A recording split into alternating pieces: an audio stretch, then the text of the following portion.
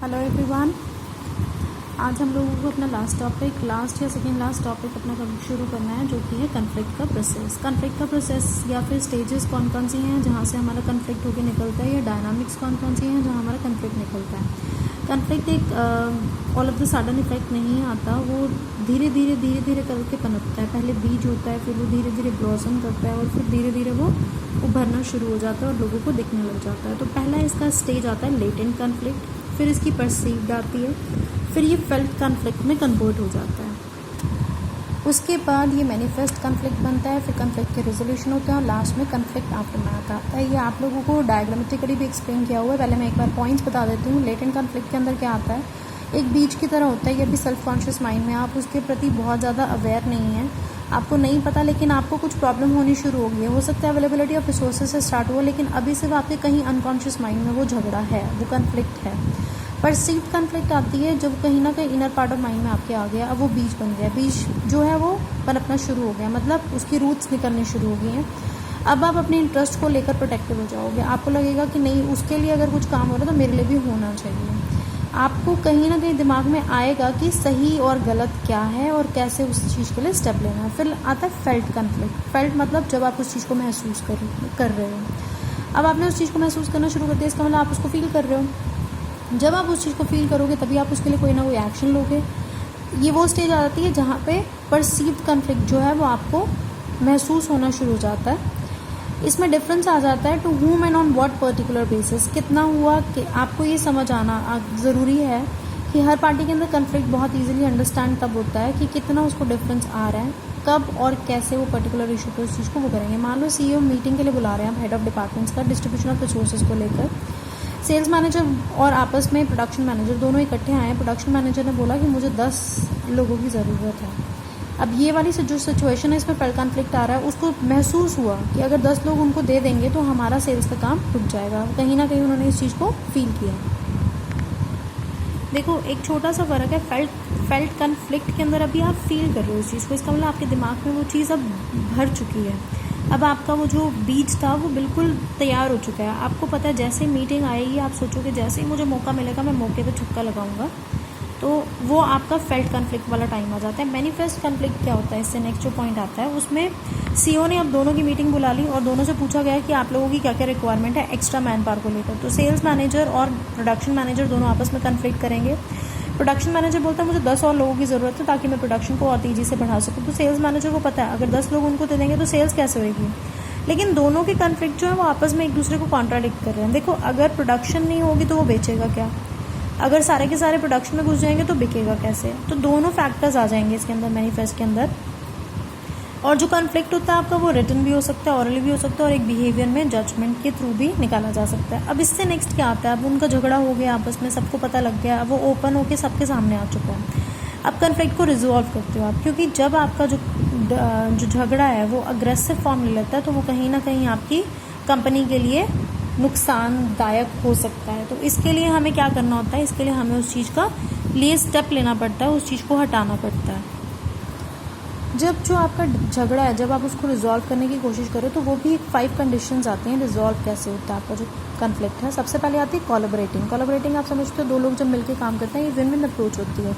मैंने आप लोगों को इन अप्रोचेस के बारे में बताया था। विन विन अप्रोच थी, फिर आपकी विन लॉस अप्रोच थी, लॉस विन अप्रोच थी और लॉस लॉस अप्रोच थी। ये 4 अप्रोचेस होती हैं हमारी, जिसमें से विन विन अप्रोच हमारी कोलैबोरेशन में आती है। कैसे, मैं भी जीतूँ और मेरा कॉम्पिटिटर भी जीते। इसके अंदर 2 कॉम्पिटिटर कौन है जिसके साथ आपका कन्फ्लिक्ट है, दोनों की सिचुएशंस इक्वल सेटिस्फैक्ट्री होनी चाहिए।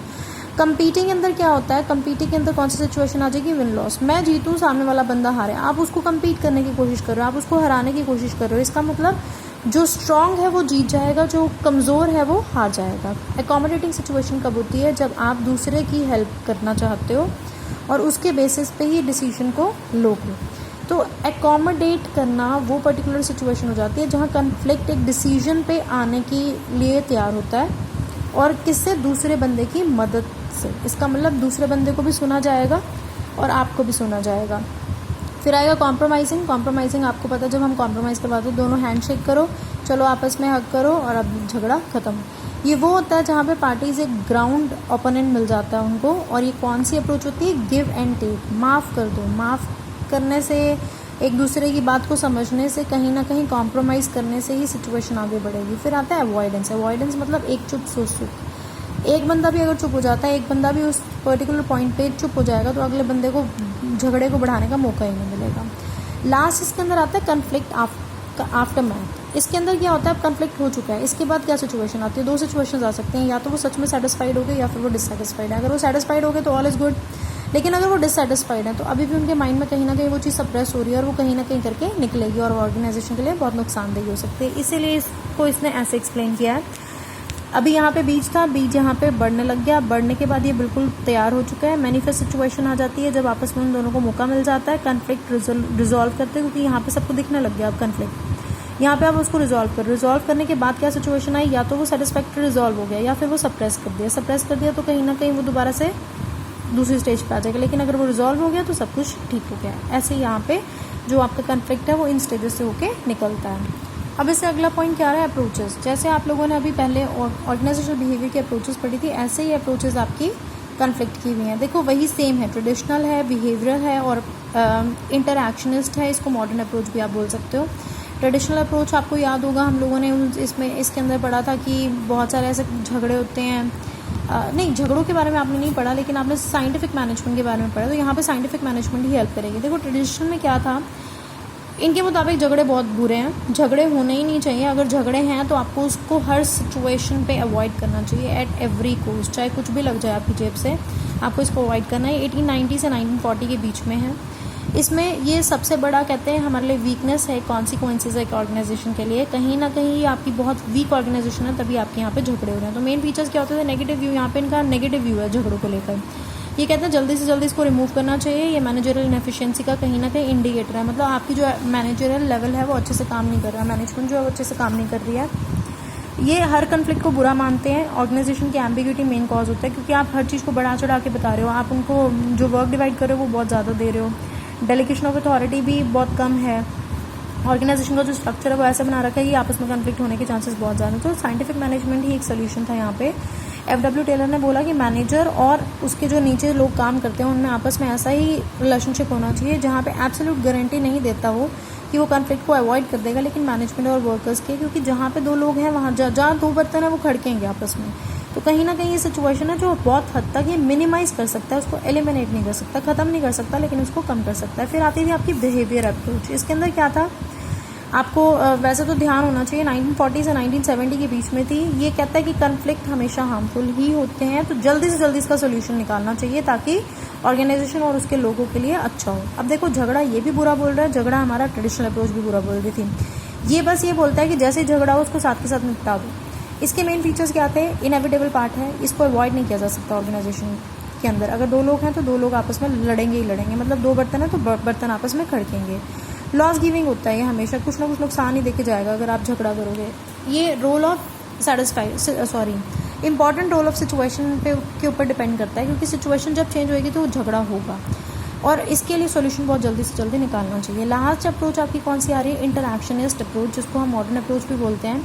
ये क्या बोलता है, ये दोनों एस्पेक्ट को देख रहा है, पॉजिटिव को भी और नेगेटिव को। ये दोनों ने अभी तक क्या देखा था, नेगेटिव अप्रोच को देखा था। ये बोलता है कि इसके अंदर पॉजिटिव भी होता है, नेगेटिव भी होता है। झगड़ा हमेशा ज़रूरी नहीं है कि नुकसानदेही हो सकता है उससे कुछ फ़ायदा में निकले, कुछ अच्छा आउटकम भी निकले। इसका मतलब ये किस चीज़ पे फोकस कर रहा है, ये फोकस कर रहा है अगर झगड़ा होगा तभी तो प्यार बढ़ेगा। इसका मतलब देखो, अगर कन्फ्लिक्ट अराइज हुआ तो उनके बीच में इंटरेक्शन होनी चाहिए, आपस में उनके बीच में वार्तालाप हो, बात हो आपस में, तभी वो चेंज को ईजिली एक्सेप्ट करेंगे। जब वो चेंज को अडेप्ट कर लेंगे तभी तो कुछ नई इनोवेशंस आएंगी, तभी हमारी फर्म जो है वो लंबे टाइम तक चलेगी। देखो अडेप्टेशन आएगी तभी नई टेक्निक्स आएंगी, नई डिस्कवरीज आएंगी, तो कहीं ना कहीं झगड़ा बहुत हेल्पफुल हो जाता है हमारे लिए। इसके मेन फीचर्स क्या थे, कहते हैं दो हमारे कन्फ्लिक्ट होते हैं, एक फंक्शनल एक डाई फंक्शनल। फंक्शनल होता है पॉजिटिव, जहाँ पे झगड़ा जो है कुछ अच्छा आउटकम लेके आ रहा है। डाई फंक्शनल कौन सा होता है, जो नेगेटिव है। अभी तक वो क्या बोल रहे थे दोनों अप्रोचेस की, ये वो डाई फंक्शनल कन्फ्लिक्ट होता है, उसमें नुकसान नहीं होता है। लेकिन ये क्या बोलता है, फंक्शनल कन्फ्लिक्ट को एक्सेप्ट करो, डाई फंक्शनल को अवॉइड करो या कम से कम करने की कोशिश करो। Minimum level of conflict is necessary, थोड़ा सा तो झगड़ा बहुत ज़रूरी है। झगड़ा होगा तभी तो आपस में प्यार बढ़ेगा, सबसे बड़ी बात इसके अंदर वो सिचुएशन समझा रहा है। कंट्रोल करना कन्फ्लिक्ट को बहुत ज़रूरी है। अगर वो डाई फंक्शनल फॉर्म में चला जाता है तो वो कहीं ना कहीं आपके ऑर्गेनाइजेशन को नुकसान देके जाएगा। तो झगड़ा ठीक है, लेकिन एक लिमिट तक, हर चीज़ एक लिमिट में ही अच्छी लगती है। कहते हैं इतना मीठा भी मत बनो कि कोई निगल जाए, और इतना कोड़े भी मत बनो कि कोई थूक दे। तो हर चीज़ लिमिट में अच्छी लगती है, लिमिट से बाहर हर चीज़ जहर है। तो वो वाली सिचुएशन में कहता है कि झगड़ा अच्छा है लेकिन एक लिमिट तक। मोटिवेशन और रिमूवल दोनों ही ज़रूरी हैं। मोटिवेशन को एनकरेज करो टाइम टू टाइम, और उसको साथ के साथ रिमूव करने की कोशिश करो, तभी लॉन्ग सर्वाइवल पॉसिबल होगा आपका। इसका कंक्लूजन क्या बोलता है? कंक्लूजन बोलता है इसमें सबसे अच्छी जो अप्रोच है वो मॉडर्न अप्रोच है, क्योंकि वो दोनों एस्पेक्ट को देख रही है और दोनों एस्पेक्ट को एनालाइज करने के बाद एक आउटकम पे पहुंचती है। पॉजिटिव नेगेटिव दोनों एस्पेक्ट दे रही है कॉन्फ्लिक्ट के, और बोलती है पॉजिटिव को एनकरेज करो, नेगेटिव को अवॉइड करो। अब वो कहते हैं इन दोनों अप्रोचेस में आपस में क्या डिफरेंसेस हैं। ओल्ड अप्रोच क्या बोल रही है? ओल्ड अप्रोच बोलती है इसका जो नेचर होता है वो हमेशा लॉस देके जाता है। वो कहते हैं ज़रूरी नहीं है कि लॉस ही देके जाए, ये प्रॉफिट भी देता है। रिजल्ट हमेशा नेगेटिव होता है, रिजल्ट पॉजिटिव भी हो सकता है। ओल्ड अप्रोच बोलती है कि जो आपके एफर्ट्स हैं उनको प्रिवेंट करना चाहिए, और इसमें बोलते हैं जो मैनेजमेंट है उसको एफर्ट लेने चाहिए कि वो कम से कम करवा सके उसको। यहाँ पे क्या बोलते हैं, क्या ज़रूरी है, आप अपनी एफिशिएंसी को इंक्रीज करो ऑर्गेनाइजेशन के अंदर, वो तभी आपके कॉन्फ्लिक्ट खत्म होंगे। ये बोलता है कि आपका प्रेजेंस ऑफ कॉन्फ्लिक्ट बहुत इंपॉर्टेंट है, तभी एक ऑर्गेनाइजेशन जो है वो एफिशिएंटली काम करेगी। यहाँ पे बोलता है हर टाइप के जो झगड़े हैं वो कंट्रोल किए जा सकते हैं। यहाँ बोल रहा है कंट्रोल करना है सिर्फ आपको डाई फंक्शनल, जो नेगेटिव इंपैक्ट लेके आ रहे हैं ऐसे झगड़ों को। अब दो तरह की अप्रोचेस पता लग गया आपको, फंक्शनल, डाई फंक्शनल, पॉजिटिव या नेगेटिव भी बोल सकते हो उसको। पॉजिटिव अप्रोच कौन सी है? जो कुछ ना कुछ पॉजिटिव आउटकम देके जाएगी। इसकी कॉन्सिक्वेंसेस क्या होंगी? एक तो टेंशन कम हो जाती है इसके अंदर। जो डिसीजंस आएंगे इसके अंदर वो बहुत ही हाई क्वालिटी के आएंगे। देखो जब झगड़ा होगा तो दोनों के सजेशंस लिए जाएंगे, हर बंदा अपने एक्सपीरियंस, अपनी नॉलेज, अपनी इन्फॉर्मेशन के मुताबिक कुछ ना कुछ रिजल्ट, कुछ आउटकम देगा, तो वो हमेशा बेस्ट के लिए होगा। स्टिमुलेटिंग चेंज को एक्सेप्ट करना बहुत आसान हो जाता है। नई सिचुएशन में आप एडजस्ट करना सिखा देते हो सामने वाले बंदे को। एनहांसमेंट इन ग्रुप कोहेसिवनेस। ग्रुप कोहेसिवनेस मतलब ग्रुप की यूनिटी बढ़ती है। जब आपस में दो लोगों के डिफरेंसेस आते हैं, उन डिफरेंसेस को सॉर्ट आउट किया जाता है तो वो अच्छे तरीके से डिस्प्ले होते हैं, आपस में इंटरेक्शन उनकी और खुल की होती है, और कहीं ना कहीं उनकी यूनिटी बढ़ जाती है।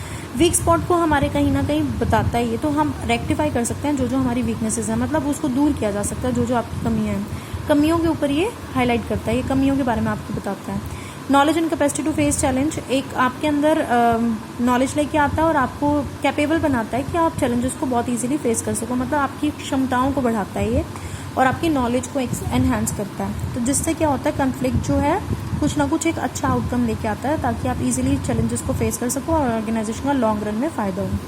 एनहांस करता है क्रिएटिविटी। जब कॉन्फ्लिक्ट होता है तो हर बंदा अपने तरीके से उसको सॉर्ट आउट करने का सोचता है। हर बंदा सोचता है मैं जीतना चाहिए, मेरी जीत होनी चाहिए। जब वो जीतेगा तो वो कब जीतेगा? जब कुछ नया आइडिया आएगा, नया आइडिया कुछ ना कुछ अच्छा ही लेके आएगा ऑर्गेनाइजेशन के लिए, तो ये फायदेमंद हो जाता है। डाई फंक्शनल, नेगेटिव कॉन्फ्लिक्ट जो बुरा लेके आता है, इसमें क्या, इसके क्या रिजल्ट होते हैं? ये बेसिकली नेगेटिव होता है। इसमें क्या होता है, हम दूसरे को हार्म करने की कोशिश करते हैं। ऑर्गेनाइजेशन के लिए काम नहीं कर रहे, हम काम कर रहे हैं दूसरे को नुकसान देने के लिए।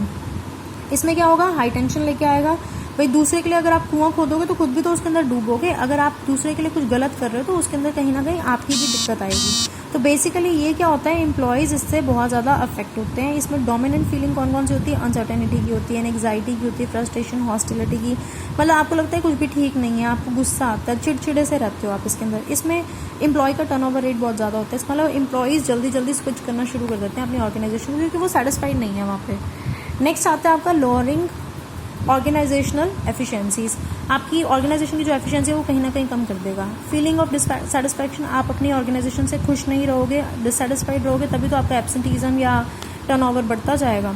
वायलेटिंग द मेन गोल, आप मेन गोल को भूल जाते हो इसके अंदर, दूसरे को नुकसान देने के चक्कर में अपनी ऑर्गेनाइजेशन या अपना गोल भी आप इसके अंदर भूल जाते हो। डिसइक्विलिब्रियम क्रिएट होता है कंट्रीब्यूशन और कंट्रीब्यूशन। कंट्रीब्यूशन क्या होता है, कितना कंट्रीब्यूशन आपने दिया। जैसे मान लो टोटल सेल्स हैं या टोटल प्रोडक्शन है 100 यूनिट, उसमें से 10 यूनिट आपने दिए, 10 लोग हैं, 10 यूनिट सब दे रहे हैं, वो आपका कंट्रीब्यूशन है। कंसिडरेशन क्या होती है, जो 10 यूनिट आपने बनाए हैं उसके बदले में आपको क्या दे रहे हैं। जब डिसइक्विलिब्रियम आता है ना तो इन दोनों के बीच में दिक्कत आ जाती है। आप उनका कंट्रीब्यूशन तो कुछ नहीं आ रहा लेकिन सैलरी वो पूरी ले रहे हैं। यहाँ पे हो सकता है अब पॉजिटिव कब होता है, जब उनकी जो कंट्रीब्यूशन है वो ज़्यादा आता है, उसके बदले में उनको सैलरी इतनी नहीं मिल रही होती, वो एक ऑर्गेनाइजेशन के लिए बेनिफिशियल होता है। यहाँ पे क्या उल्टा हो रहा है, काम तो कुछ कर नहीं रहे हो, तनख्वाह पूरी की पूरी ले रहे हो, तो यहाँ पे एक डिसइक्विलिब्रियम आ जाएगा इसके अंदर। तो ये बहुत ही बुरी सिचुएशन हो जाती है। आप अब क्या क्या कारण है आपकी कन्फ्लिक्ट के, उसको समझने की कोशिश करो। ये 4 मेन चीज़ होती हैं जो हमारे कन्फ्लिक्ट को अराइज करवाती हैं। फैक्ट, हर बंदा अपने तरीके से सोचता है। एक पर्टिकुलर इन्फॉर्मेशन किसी के सामने रखती हूँ मैं, 2 सिचुएशंस एक सेम बंदे के आगे रख रही हूँ तो वो अलग सोचेगा। 2 सिचुएशंस या एक पर्टिकुलर सिचुएशन में 2 अलग अलग लोगों के आगे रख रही हूँ तो वो दोनों उस चीज़ को अपने अपने तरीके से परसीव करेंगे। फैक्ट सबके अलग अलग हो जाते हैं। गोल्स, आप क्या करना चाहते हो अपनी लाइफ में, वो भी आपके कन्फ्लिक्ट का एक बहुत बड़ा कारण है। वो कुछ और करना चाह रहा है, वो कुछ और करना चाह रहा है, दोनों के गोल्स ही आपस में नहीं मिल रहे, कन्फ्लिक्ट होगा। वैल्यूज़, हर बंदा अपनी अपनी वैल्यूज़ के अकॉर्डिंग आगे बिहेव करता है। किसकी कैसी वैल्यूज़ है वो उसी टाइम पे पता लग जाते हैं, the way he is she is reacting, जिस तरह से वो रिएक्ट करते हैं। तो वैल्यूज़ में डिफरेंस आ जाते हैं यहाँ पे, जिसके कारण कन्फ्लिक्ट होता है। मेथड्स, हमारे देखो आपकी मर्जी है, आप अपने जो कॉम्पिटिटर्स हैं उसको एज ए कॉम्पिटिटर रखो या एज ए फ्रेंड रखो। जब आप उसको एज ए कॉम्पिटिटर रख रहे हो तो आपके अंदर जेलेसी आएगी, लेकिन अगर आप एज ए फ्रेंड कर रहे हो तो आप उसके साथ और अच्छे से बिहेव करोगे। यही मेन इश्यूज़ थे जो उसके अंदर आ रहे थे। अब कैसे आप उसको हैंडल करते हो? अवॉइड, बिल्कुल ही उसको अवॉइड कर दो, उसको उसकी तरफ ध्यान ही मत दो, क्योंकि हर बंदा अपनी रिलीजन, अपनी कास्ट, अपनी पॉलिटिकल व्यूज़ रखता है। कई बार अननेसेसरी इश्यूज़ भी इसके कारण आ जाते हैं। दोबारा से ग्रुप्स को रिकंस्ट्रक्ट करो ताकि वो झगड़े को अवॉइड कर सकें। इंटरडिपेंडेंस अगर दो ग्रुप्स की आपस में, तो उसको कम से कम करने की कोशिश करो ताकि झगड़ों को अवॉइड किया जा सके। डोमिनेंस ऑफ डिफरेंसेस, आप प्रेशराइज करो सामने वाले बंदे को, डोमिनेंस दिखाओ अपने की, जो सामने डिफरेंस आप लेके आ रहे हो, जो चेंज लेके आ रहे हो, वो एक्सेप्ट करना पड़ेगा। ट्रांसफर कर दो, अगर कोई नहीं मानता एक डिपार्टमेंट से दूसरे डिपार्टमेंट में उसको भेज दो, तब भी वो लोग कहीं ना कहीं सेटिस्फाइड हो जाएंगे, झगड़ा खत्म हो जाएगा। स्मूथिंग करो, स्मूथिंग कैसे करोगे? कलेक्टिव इंटरेस्ट दोनों का देखो, और कन्फ्लिक्टिंग पार्टीज जो हैं उनको सप्रेस, एफर्ट लगाओ कि वो आपस में इशूज जो हैं कन्फ्लिक्ट के, उनको सप्रेस करें, दबा ले, ज़्यादा उभरने मत दो उनको। हाईलाइट करो सबऑर्डिनेट गोल्स को, बार बार उनको बताओ कि तुम किस गोल के लिए काम करो, दूसरे को नुकसान देने के लिए काम नहीं कर रहे हैं हम। तुम्हें तनख्वाह किस बात की दे रहे हैं? काम करने की। काम करोगे तभी तनख्वाह मिलेगी, उनको ये बात समझाओ बार बार। कॉम्प्रोमाइज करना सिखाओ उनको कि बाहर अगर कोई इंटरफेरेंस हो रही है तो आपको कॉम्प्रोमाइज करना पड़ेगा। रिकंस्ट्रक्ट करो इंटरैक्शन, अगर किसी की डायरेक्ट डीलिंग है और उनका झगड़ा हो रहा है तो एक मीडिएटर दे दो उनको बीच में, जो उनकी बात को एक दूसरे तक रखवाएगा। शार्पनिंग करो डिफरेंसेस को, डिफरेंसेस जो आ रहे हैं उनको ओपनली एक सिचुएशन दो कि आप आओ उस पर्टिकुलर प्लेटफॉर्म में और आपस में एक खुला फेस टू फेस इंटरेक्शन करवा दो उनकी, ताकि विक्टोरियस बंदे को समझ आ सके कि सामने वाला बंदा जो है उसकी सिचुएशन को इजीली ले लेगा। कहीं ना कहीं शार्पनिंग द डिफरेंसेस के अंदर ये आता है, डिफरेंसेस उनके अंदर है उसको शार्पन अप करो, उनको सामने बिठा के झगड़ों को सुलझवाओ। प्रॉब्लम सॉल्विंग होनी चाहिए यहाँ पे, चैनलाइज करो अपने सारे के सारे कन्फ्लिक्ट जो है उनको एक एक चैनल्स में डिवाइड कर दो। और ये है लास्ट आपका रिस्ट्रक्चरिंग ऑफ ऑर्गेनाइजेशन। अगर आपकी ऑर्गेनाइजेशन जो है उसका स्ट्रक्चर प्रॉपर नहीं है तो उसको रिकंस्ट्रक्ट करो। लास्ट इसके अंदर आ रहा है एक्सपेंशन ऑफ रिसोर्सेज। अगर आपके पास रिसोर्सेज की कमी है तो रिसोर्सेज को प्रॉपर्ली अवेलेबल करवाओ। लिमिटेड रिसोर्सेज हैं तो उनको लेके आओ, उनको खरीद के लाओ, ताकि जो झगड़े हैं वो कम से कम हो सकें। इस तरह से झगड़ों को अवॉइड किया जा सकता है। यहाँ पे आपका सिलेबस भी खत्म होता है, चैप्टर भी खत्म होता है। आप लोग आगे क्या करना चाह रहे हो मुझे व्हाट्सएप ग्रुप पे बता देना। Stay at home, stay safe, ध्यान रखें, अपने माता पिता का ध्यान रखें, अपना ध्यान रखें, अपनी पढ़ाई करते रहिए। बाय बाय फॉर नाउ, जल्दी मिलते हैं व्हाट्सएप ग्रुप पे। Bye bye.